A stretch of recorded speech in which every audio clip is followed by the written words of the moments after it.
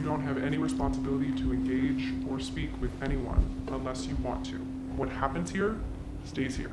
Please take everything that you were given.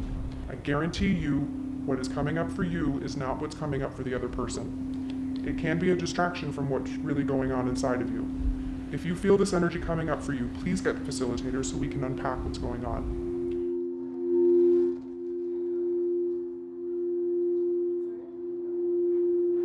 That part of your brain that has all the judgment and the defense mechanisms and all that stuff basically goes dormant.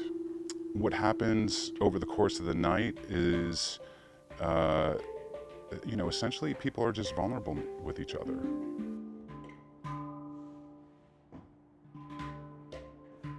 The greatest gift that the plants have given to me is connecting with myself in a very loving, peaceful, balanced way.